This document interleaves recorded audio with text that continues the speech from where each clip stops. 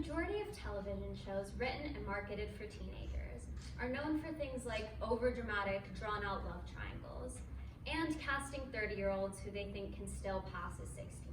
They never can. But one show stands out. It's a common topic of scholarly articles, and it's had numerous novels written about it, analyzing it not only as a work of television, but also for its literary aspects due to its common use of metaphors and foreshadowing. That show is Buffy the Vampire Slayer. I spent my sophomore year of high school doing virtual school due to the pandemic, so I had a lot of time on my hands to scroll through streaming services and find old shows. That's how I found Buffy. I was immediately drawn in by the flashy 90s outfits, the quick-witted California talk, and the monsters that were metaphors for real human struggles. The next year, I started attending an art school where I studied filmmaking. I learned how to analyze media from a more critical lens.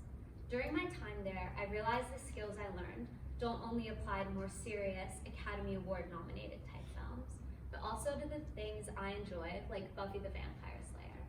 While a lot of members of my generation aren't familiar with Buffy, they've definitely seen a piece of media impacted by it, which brings me to my thesis.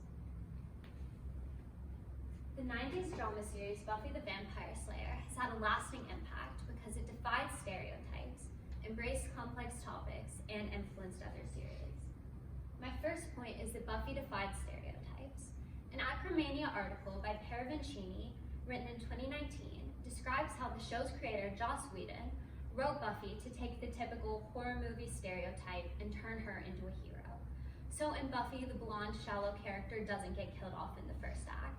In fact, she's the one with the strength to save herself and the world. This was meant to reflect the contemporary feminist ideals of the time.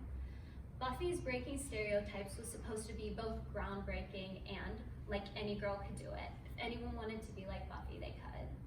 Buffy also broke stereotypes by combining glamour and strength, as explained by Saltzman in an essay on gender roles in science and fantasy written in 2019. Often in television and film, women are put into one or two boxes. They're either seen as tough and tomboyish or weak and feminine. The show rebelled against this by having a main character who is both a trained fighter and a teenage girl who liked to go to the mall with her friends. Buffy may have been fighting vampires after school. She was doing it in mini skirts and heeled boots. My second point is that Buffy embraced complex topics. In a quote from a critical essay on Buffy as an allegory by Counter 24, it is said that probably no show in the history of television has so consistently articulated change and contingency in life and confronted finitude in Buffy. This essay then goes on to compare the hyper-realistic portrayal of life in Buffy to ideas popularized by philosophical thinkers like Nietzsche. Many teen dramas romanticize the high school experience or high school relationships, but Buffy contrasts with this by having main season plots that focus on harsher life events, including losing a loved one to an illness, dealing with financial struggles, and struggling with addiction. The show is also known for its portrayal of Buffy's depression. During the 90s and early 2000s, there was a big stigma around mental health, not only in media, but also in real life. When mental health issues were included in media, they were seen as something negative or a problem. In a novel on the psychology of the show, written in 2019, therapist named Mikhail Lubansky describes how Buffy's depression was rooted in her responsibility to save the world, and how that made her feel different from her peers. While me and my friends in high school weren't spending our nights in the graveyard hunting down demons, there were times when we all felt insecure or left out. I know I did, and I really enjoyed having Buffy to look up to know that even superheroes feel like they don't belong sometimes. As the seasons of the show develop, Buffy tells her friends and family about her depression and makes the decision to ask for help.